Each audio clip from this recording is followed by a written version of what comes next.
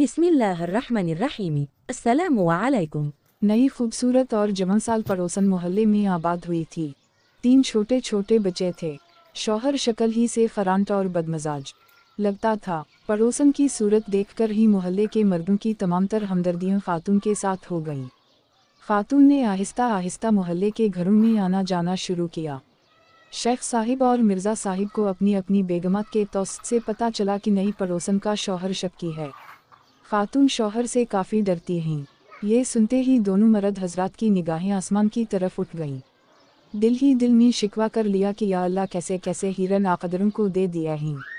एक दिन नई खूबसूरत पड़ोसन सब्जी वाले की दुकान पर शेख साहिब को मिल गई। खुद ही आगे बढ़कर सलाम किया। शेख साहिब को अपनी किस्मत पर नाज हुआ। खातून ने कहा कि शेख साहिब बुरा ना माने तो आपसे कुछ मशवरा दरकार है। शेख साहिब खुशी से बावले से हो गए। खातून ने आम घरेलू औरतों की तरह भाई साहिब कहने के बजाय शेख साहिब कहा था। शेख साहिब ने दली खुशी छुपाते हुए निहायत मुतानत से जवाब दिया, जी फरमाए। खातून ने कहा कि मेरे शौहर काम के सिलसिले में अक्सर शहर से बाहर रहता हैं। मैं इतनी पढ़ी लिखी नहीं। बच्चों के स्कूल के एडमिशन की सिलसिले में रहनुमाई दरकार थी। खातून ने कहा कि यूँ सड़क पे खड़े होकर बात करना मुनासिब नहीं। क्या आपके पास वक्त होगा तो चंद मिनट मुझे समझा दें ताकि मैं कल ही इनका दाखिला करवा दूं। शेख साहिब चंद मिनट किया सदियों बताने को तैयार थे, तरमरियों बताने को तैयार थे। फ़ौरन शेख साहिब ने कहा, जी ज़रूर आए। शेख साहिब खातून के हमरा चलते हुए घर में दाखिल हुए। अभी सोफे पर बैठे ही थे कि बाहर स्कूटर के रुकने की आवाज़ आई। खातून घबरा गई। या अल्लाह, मेरे शौहर आ गए। इन्होंने तो मेरा और आपका कत्ल ही कर देना है। वो कुछ भी नहीं सुनेंगे।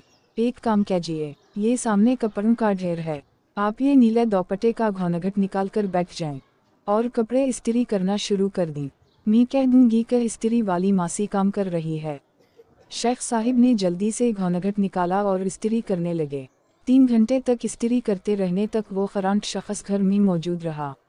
जैसे ही शौहर घर से बाहर गया, पसीने में शराबवर शेख साहिब घर से बाहर, थकन से चोर शेख साहिब निढल कदमों से घर से निकले। जैसे ही बाहर निकले, सामने मिर्ज़ा साहिब आते दिखाई दे। पूछा, कितनी देर से अंदर हो? बोले, 3 घंटों से इस्त्री कर रहा हूँ।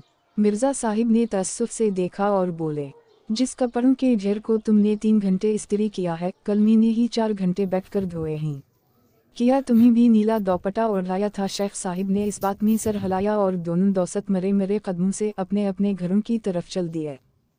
आपको अगर ये कहानी अच्छी लगी है तो इस वीडियो को लाइक कीजिए और इस तरह की मज़ीद कहानियाँ सुनने के लिए हमारी चैनल को ज़रूर सब्सक्राइब कीजिए।